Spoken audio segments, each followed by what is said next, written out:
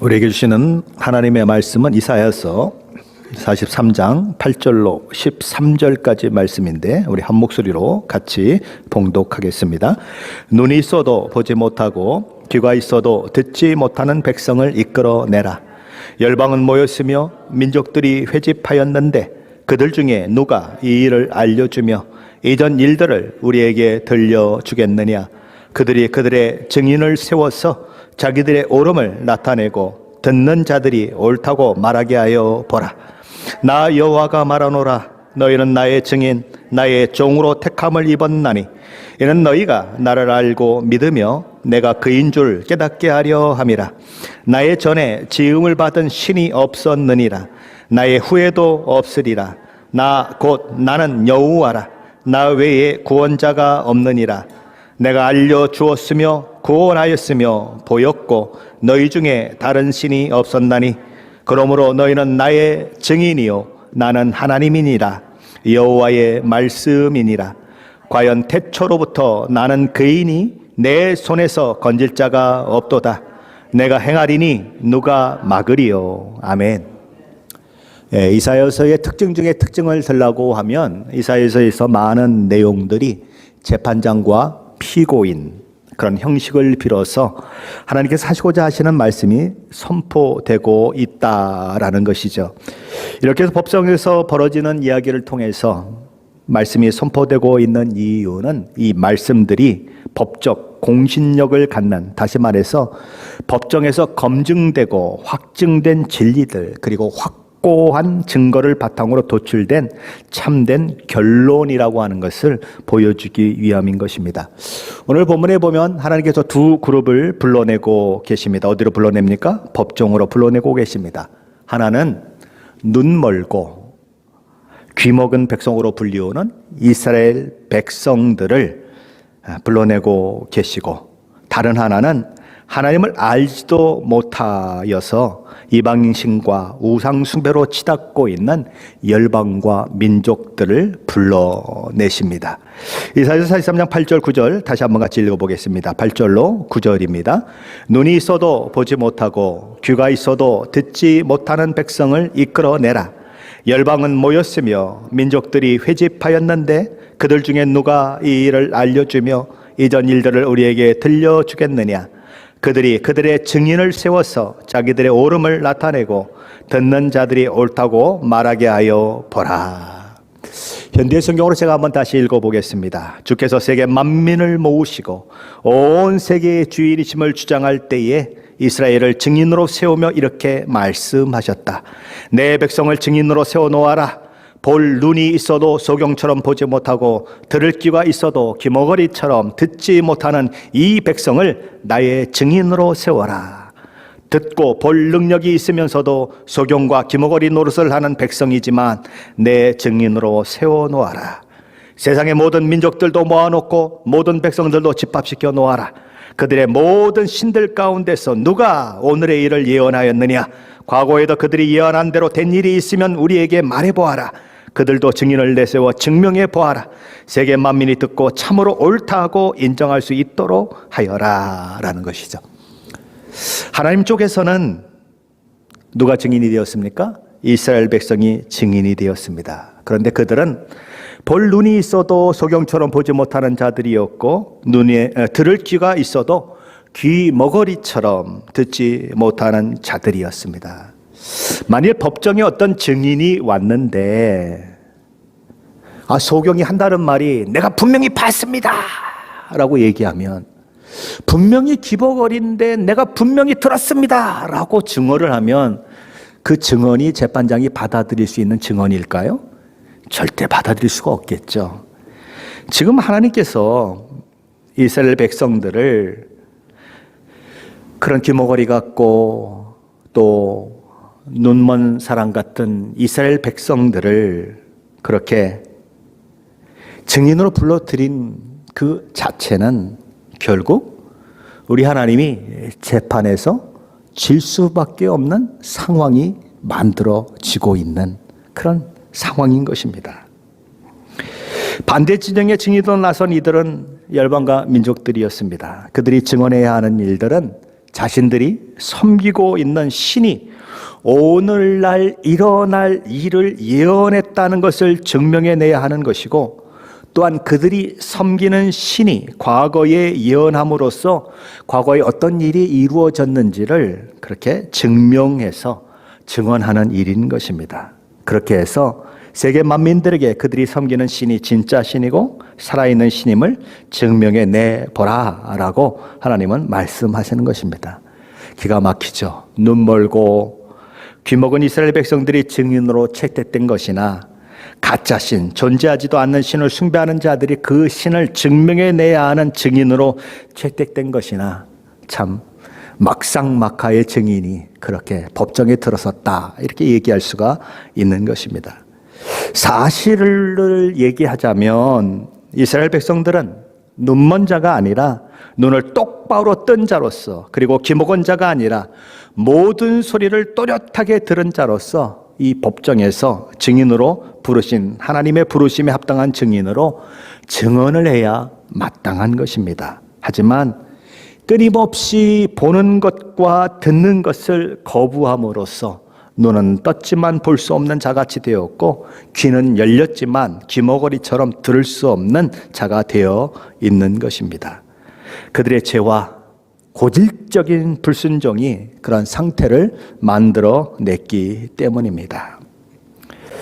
거짓 신들과 신이 아닌 것들을 섬기는 자들은 흔히 그들의 종교가 실제로 주는 혜택보다 더 많은 헌신, 더 많은 수고를 아끼지 않습니다. 가짜인데 지성이면 감천이라고 얼마나 노력을 하는지 몰라요.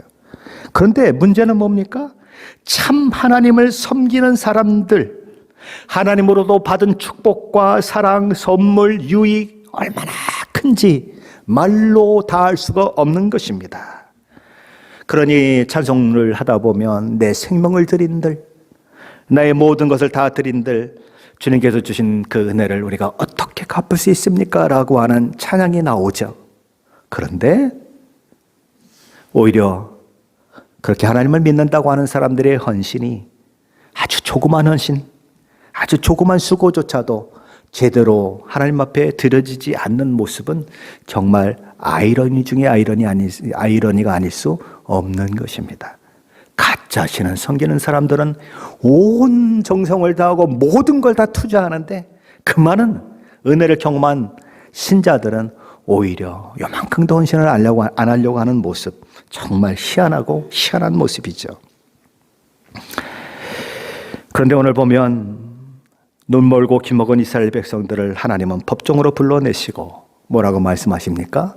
너희는 나의 증인이다, 나의 종이다 라고 말씀하십니다.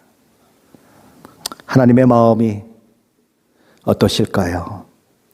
눈먼 장님을, 귀머거리를 증인으로 내세워야 하는 하나님이 너무 측은해 보이고 안타까워 보여요.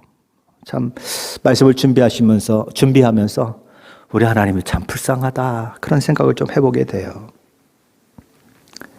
이스라엘 백성들이 그 하나님의 마음을 알았다면 아마 이 지경이 되지는 않았을 것입니다. 10절에 보면 우리 하나님이 이렇게 말씀하십니다. 나 여호와가 말하노라. 너희는 나의 증인, 나의 종으로 택함을 입었나니 이는 너희가 나를 알고 믿으며 내가 그인 줄 깨닫게 하려 함이니라. 하나님께서는 나 여호와가 말하노라 라고 하는 말씀으로 시작하십니다. 말씀하시는 이가 누구신가? 여호와라는 것이죠. 모세에게 내 이름이 여호와라고 알려주신 분, 누가 너를 보낸, 그리고 너희 조상 아브라함의 하나님이고 이삭의 하나님이고 야곱의 하나님이라고 하시면서 여호와라고 하는 이름으로 알려지게 하셨던 그분이 말씀하셨다는 것입니다. 그분이 말씀하신 것이 무엇입니까? 첫째는 이스라엘은 나의 증인이다 라고 말씀하셨습니다.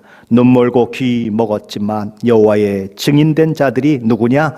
이스라엘 백성들이라는 것이죠. 끊임없이, 왜냐하면 너희가 나를 알고 믿으며 내가 그인 줄 깨닫게 하려 함이라. 하나님께서 이스라엘을 증인으로 삼으신 이유가 무엇입니까? 알게 하는 데 있다는 것입니다. 둘째는 하나님을 믿게 하는 데 있다는 것입니다. 셋째는 하나님이 어떤 분이신 줄을 깨닫게 하는 데 있다라는 것입니다. 그렇다면 하나님은 누구십니까? 어떤 분이십니까? 10절 하반전에 이렇게 말씀합니다. 나의 전에 지음을 받은 신이 없었느니라 나의 후에도 없으리라. 바벨론 신화나 그리스 신화나 로마 신화나 이런 것들을 보면 흔히 어떤 신이 다른 신을 짓거나 창조하거나 존재하게 함으로써 자기들끼리 부부도 있고 아들도 있고 이런 그런 모습을 보이고 있습니다. 그래서 족보가 있어요, 이 신들이. 그러나 하나님은 말씀하시는 것입니다. 나는 다른 신에게서 나온 것도 아니고 다른 신을 짓지도 않았다. 처음부터 홀로 한 분 하나님이다 라고 선언하고 계신 것입니다. 나 외에 다른 신은 없다 라고 선언하시는 것이죠. 그러기에 하나님께서는 11절로 13절 말씀에서 나라는 1인칭 대명사를 수도 없이 많이 사용하시면서 여호와 하나님만이 유일하신 하나님이시다라고 말씀하십니다. 우리 11절로 13절 말씀인데 한번 같이 읽어보겠습니다. 11절로 13절 말씀입니다. 나 곧 나는 여호와라. 나 외에 구원자가 없느니라. 내가 알려주었으며 구원하였으며 보였고 너희 중에 다른 신이 없었나니 그러므로 너희는 나의 증인이요 나는 하나님이라. 여호와의 말씀이니라. 과연 태초로부터 나는 그이니 내 손에서 건질 자가 없도다. 내가 행하리니 누가 막으리요. 여기 보면 우리 개역개정 성경에 보면 9번이나 나라고 하는 1인칭 대명사가 출현하고 있습니다.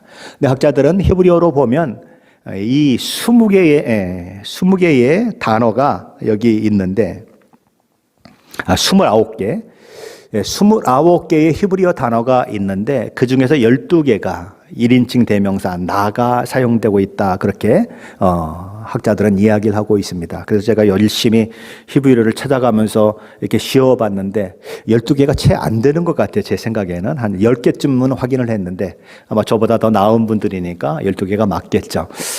그렇게 좀 12번이나 나를 강조하고 있다는 것입니다. 특별히 히브리어에서 곧 나는 여호와이니라 라고 하는 이런 표현들은 거의 잘 등장하지 않는 표현입니다.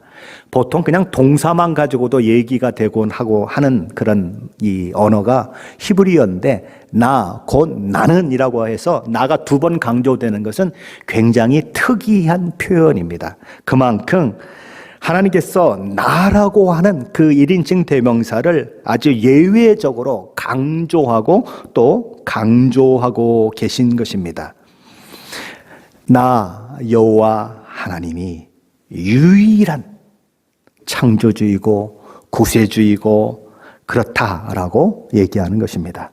그러면서 하나님은 11절로 13절 말씀을 통해서 3가지 사실을 선포하고 있습니다. 첫째로 여호와 하나님만이 유일한 구세주시다라고 선포하십니다. 포스트 모더니즘 시대를 살아가는 사람들은 더 이상 절대적인 것을 인정하지 않는 경향이 있습니다. 모든 것을 상대적으로 생각합니다. 종교적으로는 다원주의를 추구하고 있고 다양성을 추구하고 있습니다. 기독교에만 구원이 있느냐? 모든 종교에도 다 구원이 있다. 이런 다원주의 사상은 일반 사상을 가지고 있는 그런 세상 사람들뿐만 아니라 신학교 안에도 끊임없이 들어오고 있어요. 그래서 신학교 교수들도 신학교 학생들도 그런 이야기를 하는 사람들이 점점 늘어나고 있어요. 그래서 예수만이 구원이 아니다. 이런 얘기는 지금 신학교에서도 하고 있는 것입니다. 천주교는 이미 오래전부터 그런 얘기를 하고 있고 그런 것입니다. 그러나 성경은 언제나 여호와 하나님만이 진정한 신이시고 그분만이 우리의 유일한 구원자이시고 그분만이 세상을 창조하시고 마무리하시는 분, 심판주다라고 선포합니다. 사람이 깨달으면 구원받을 수 있을까요? 깨달음에 어떤 도에 이르면 구원받을 수 있을까요? 없습니다. 왜 없습니까? 깨달아서 구원받을 것 같으면 하나님이 왜 당신의 아들을 이 땅에 보내셔서 십자가에 못 박아 죽는 그 바보 같은 일을 왜 하셨겠어요? 스스로 구원받을 수 있으면 하나님 그런 일을 안 하시죠. 그렇죠? 안 되니까 그 일을 하신 거예요. 그러니까 오직 예수 그리스도만 통해서 구원받을 수 있는 것이죠. 그래서 사도행전 4장 12절이 이렇게 선언하는 것입니다. 다른 이로서는 구원을 받을 수 없나니 천하 사람 중에 구원을 받을 만한 다른 이름을 우리에게 주신 적이 없음이니라. 이 사실은 오늘이나 내일이나 변하지 않는 불변의 진리인 것입니다. 둘째로 하나님은 유일하신 여호와 하나님만이 미리 알려주고 보여주시는 분이시다라고 선포합니다. 하나님은 미리 구원하실 것을 알려주시는 분이시고 그 알려주신 대로 구원하시는 분이실 뿐만 아니라 우리로 하여금 그 하나님의 구원의 말씀이 성취되는 것을 몸으로 보고 경험하게 하시는 분이시다라는 것이죠. 그것을 실제 경험한 민족이 누구입니까? 이스라엘입니다. 절망의 상황에서 자신의 처지와 상황에서 벗어날 소망이 전혀 없는 상황에서 하나님의 일방적인 은혜로 구원받아 출애굽해서 가나안 땅에 심겨진 민족이 이스라엘입니다. 그러므로 오직 하나님만이 유일한 신이시고 구원자라고 하는 사실을 알릴 수 있는 민족은 어느 민족밖에 없습니까? 이스라엘밖에 없습니다. 그러기에 12절 하반절에서 우리 주님은 그들의 사명, 그들이 부르심받은 목적에 대해서 다시 한번 강조하시면서 이렇게 말씀하시는 것이죠. 그러므로 너희는 나의 증인이요 나의 하나님, 나는 하나님이라 여호와의 말씀이니라. 오늘날 이 시대로 말하자면 아무리 세상이 교회를 욕하고 교회에 대해 시비를 걸고 에휴 그딴 교회라면 없는 게 낫지라고 외쳐도 교회만이 하나님을 알고 있고 교회만이 하나님께서 유일한 구원자이심을 믿고 있고 그 진리를 붙들고 있는 존재이기 때문에 사실은 교회만이 희망이고 교회만이 생명의 복음을 가진 자이고 교회만이 세상의 증인이 될 수 있는 존재인 것이죠. 교회에게 하나님은 천국의 열쇠를 주셨습니다. 교회가 입을 열면 세상이 살고 교회가 입을 닫으면 세상이 죽는 것입니다. 교회가 버티고 서 있으면 어둠 속에 빛이 비추이는 것이고 교회가 사라지면 어둠은 더 짙은 어둠으로 빠져드는 것이지요. 그걸 잊지 말아야 하는 것입니다. 이스라엘이 근본적으로 그런 존재로 부름받고 있기 때문에 눈이 있어도 보지 못하고 귀가 있어도 듣지 못하는 형편 가운데 있음에도 불구하고 하나님은 그들을 향해 너희는 나의 증인이다 라고 말씀하고 있는 것입니다. 교회도 그런 존재이기 때문에 교회가 너무 못나 보이고 교회가 자기 역할 하지 못하고 그저 세상 속에서 어떻게 하면 교회가 생존할 수 있을까 이게 고민이에요. 그렇죠? 그런 고민하는 못난 우스운 모습을 하고 있는 우리에게도 하나님 뭐라고 말씀하시는가? 너희는 나의 증인이고 세상에 비치고 소금이다 라고 말씀하고 있는 것이죠. 세상이 살고 죽는 것이 저와 여러분의 증인됨에 달려 있습니다. 그러니 저와 여러분은 입을 열어야 하는 것입니다. 예수를 증거하는 저와 여러분 되시기를 축원합니다. 셋째로 여호와 하나님만이 온 세상을 통치하시고 다스리는 유일한 주권자이심이 선포되고 있습니다. 하나님은 세상이 창조하신 이래로 이 땅의 역사를 주관해 오신 분이시다라는 선언이죠. 역사는 그냥 흘러가는 것이 아닙니다. 역사는 그냥 어떤 곳으로 물이 낮은 곳으로 흐르는 것처럼 흘러가는 것이 아닙니다. 하나님이 목적하신 곳을 향해서 흘러가고 있다라는 거죠. 13절은 그 하나님의 절대적 주권을 이렇게 기록하고 있습니다. 과연 태초부터 나는 그이니 내 손에서 건질 자가 없도다. 내가 행하리니 누가 막으리요. 하나님은 첫째로 나는 태초부터 바로 그이다라고 얘기합니다. 그 모든 일들을 태초부터 이루어 오시고 역사를 이끌어 가시는 분이시다. 둘째로 하나님 말씀하십니다. 내 손에서 건질 자가 없도다. 이 말씀은 내 손에서 빼앗을 자가 없다라는 말씀입니다.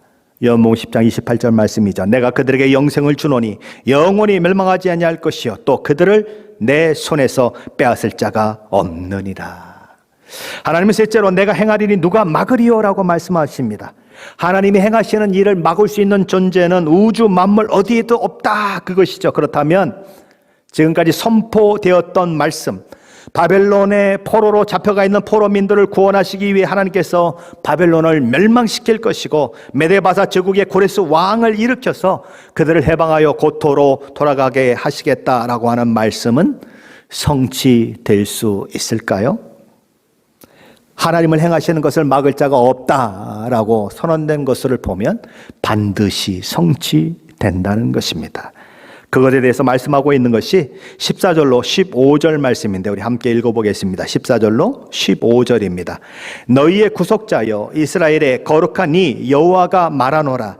너희를 위하여 내가 바벨론에 사람을 보내어 모든 갈대아 사람에게 자기들의 연락하던 배를 타고 도망하여 내려가게 하리라.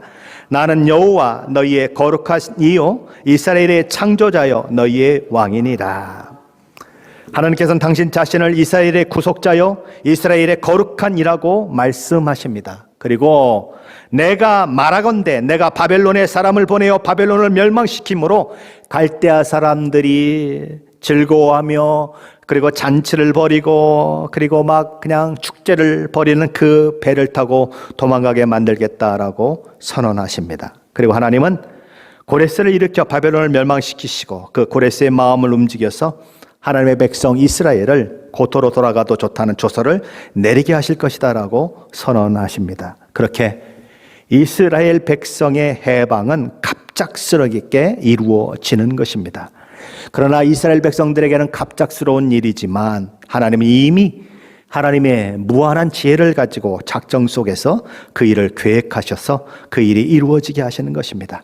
그 일은, 그 작정은 이사야 선지자를 비롯한 여러 선지자를 통해서 미리 선포되었고 하나님은 그 일을 이루시는 것입니다. 그렇다면 하나님이 그렇게 하시는 이유는 무엇입니까?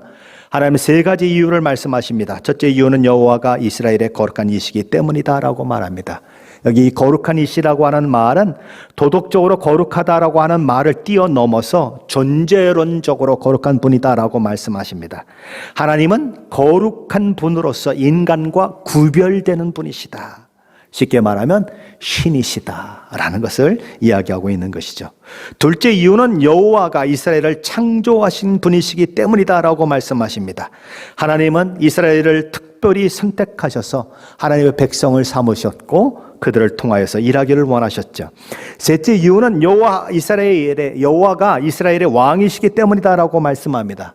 여호와 하나님은 이스라엘을 자기 백성을 삼으시고 영원히 통치하시고 다스리시고 또한 그들을 보호하시고 인도하시는 하나님이시다라는 것이죠. 바로 이 세 가지 이유 때문에 하나님은 못난 이스라엘을 아무짝에도 쓸모없는 것 같은 존재가 되어버린 이스라엘을 하나님께 불순종하고 죄악으로 치달다가 나라가 망하고 바벨론의 포로가 된 이스라엘을 또다시 구원해 내시기로 그렇게 작정하시는 것이죠.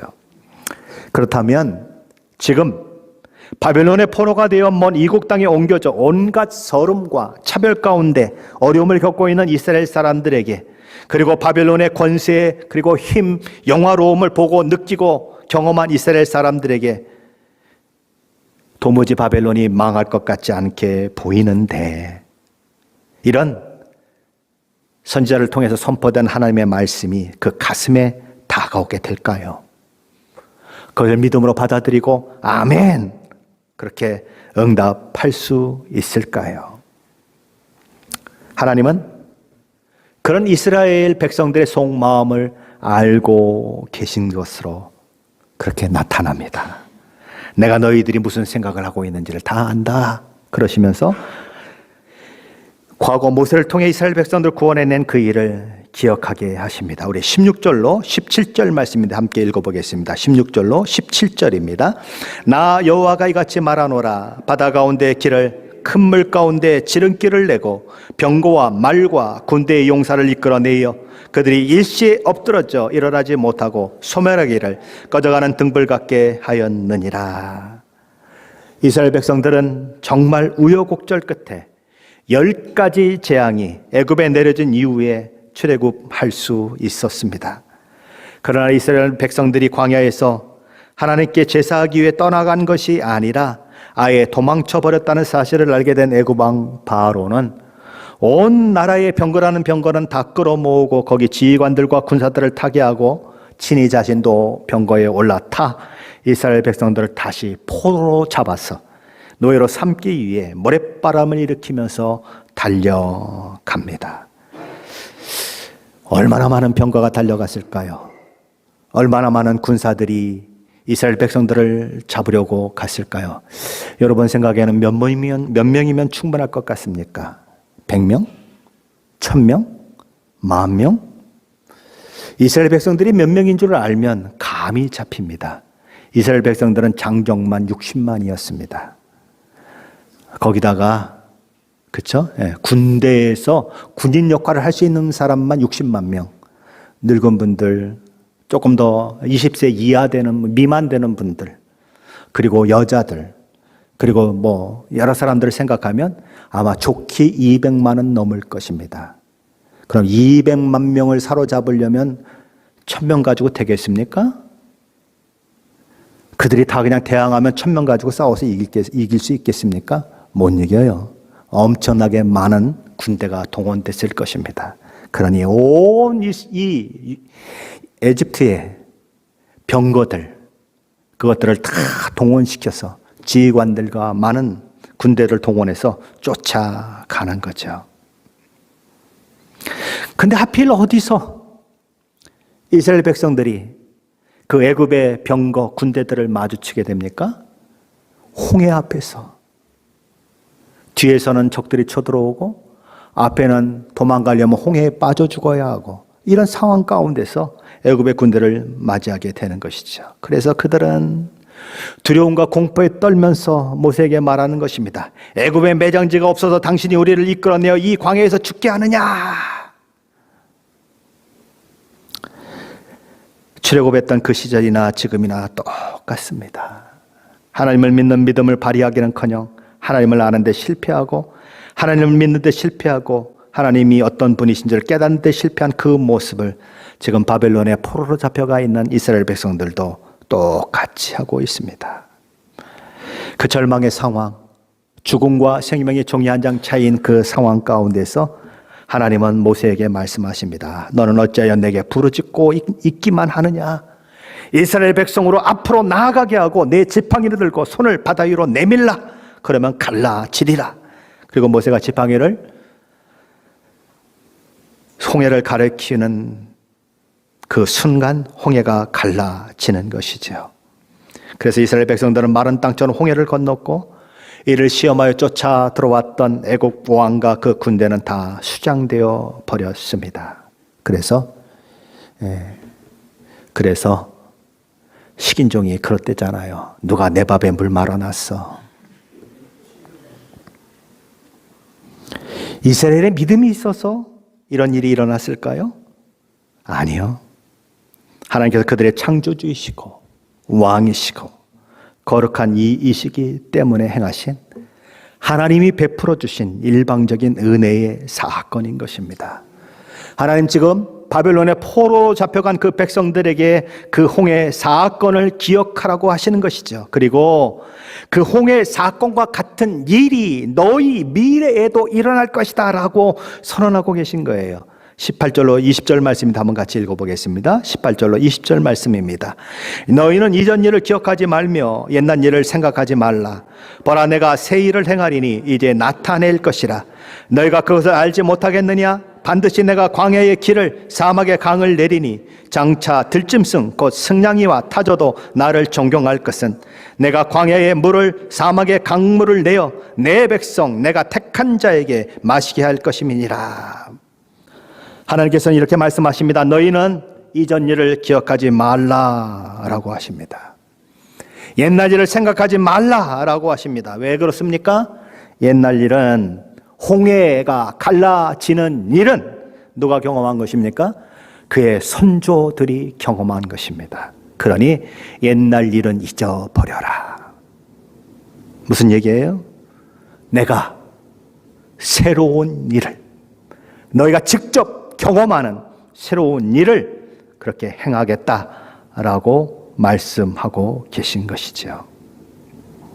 그래서 이스라엘 백성들로 하여금 하나님은 과거에 이러이러한 일을 하셨습니다 라고 고백하는 사람이 아니라, 하나님은 나의 시대에 나를 향하여 이런 일을 하셨습니다라고 고백하는 사람이 되게 만들겠다라는 것이죠. 그 하나님 오늘도 저와 여러분에게 말씀하세요. 뭐라고요? 하나님은요 성경에서 이런 일을 하셨습니다. 아니,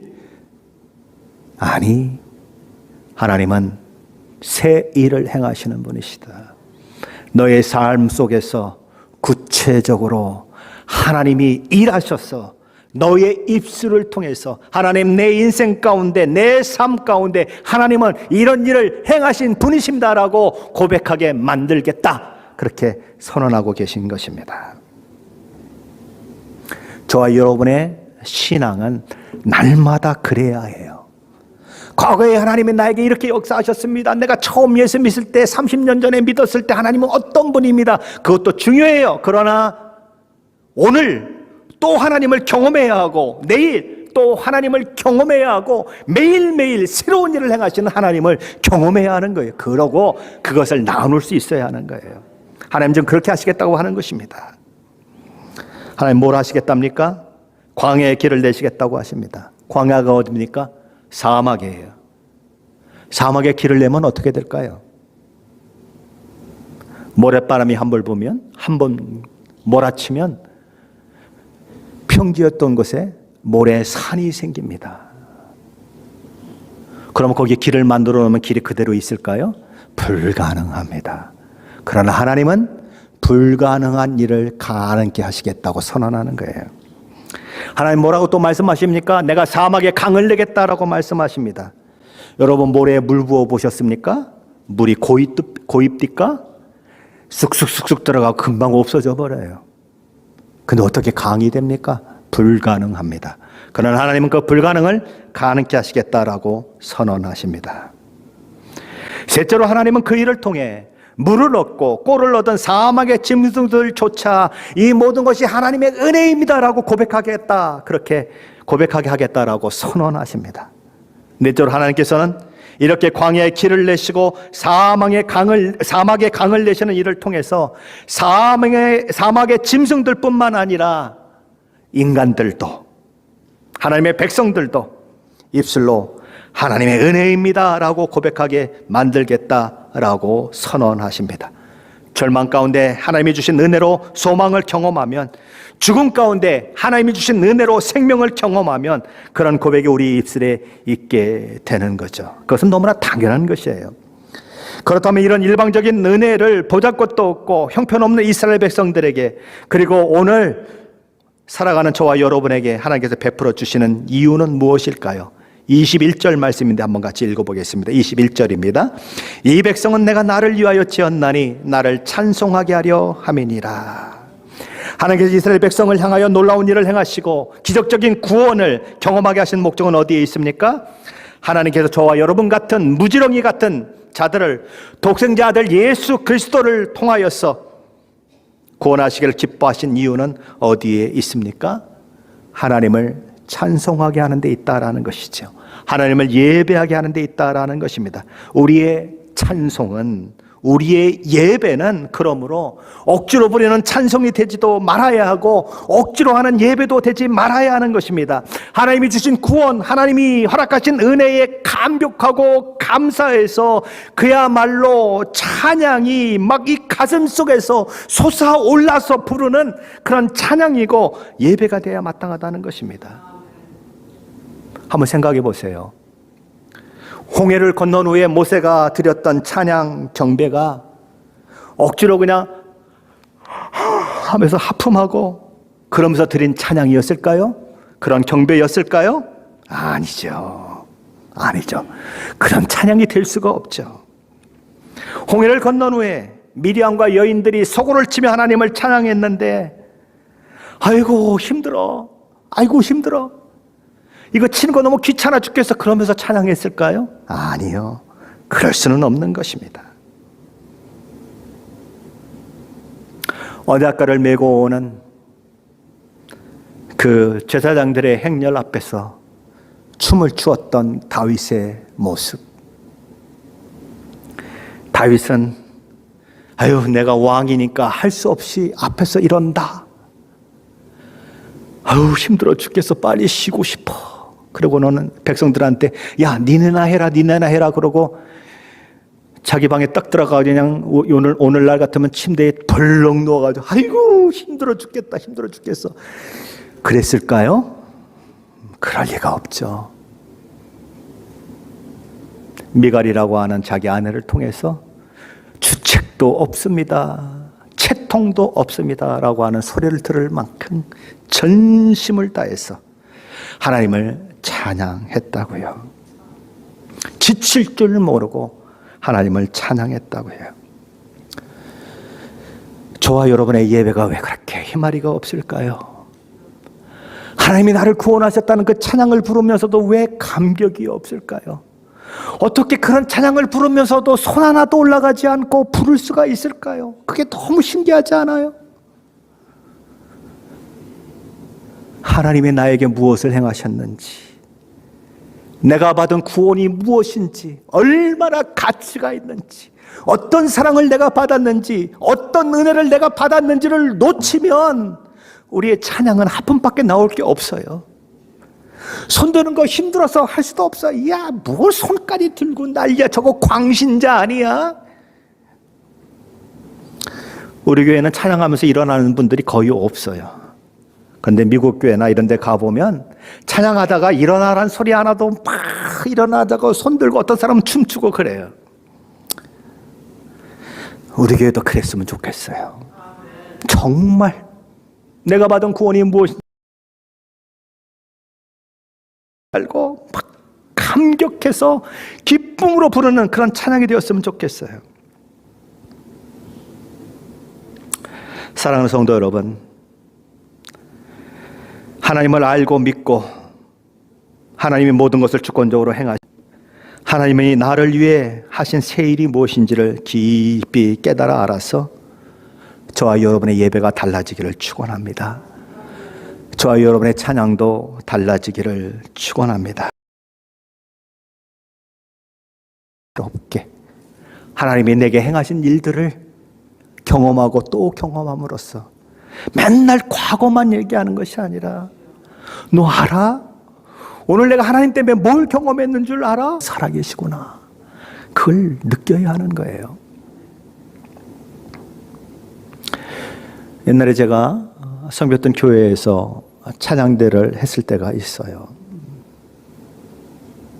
처음 교회를 이제 사가지고 지붕에 올라가서 지붕 공사를 성도들이 다 해놓고 그러고 그 성전에 들어갔으니 얼마나 기뻤겠어요.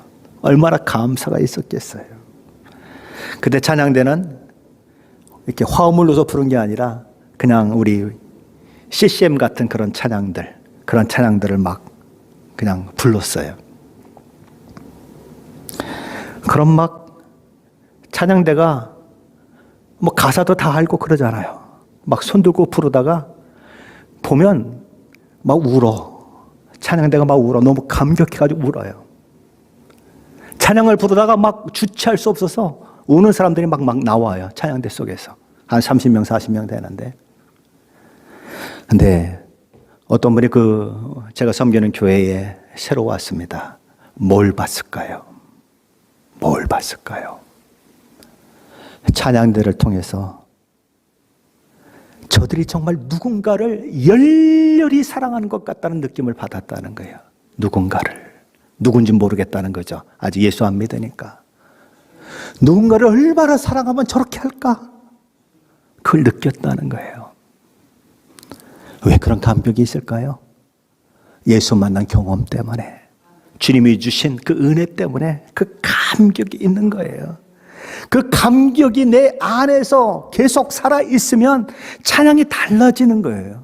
그 감격을 잃어버리면 찬양이 지루하고 힘든 거예요. 어떻게 20분씩이나 찬양을 해? 찬양 1시간을 한다고 지치겠습니까? 아니요. 하나님을 높이는 찬양은요, 지치지 않아요.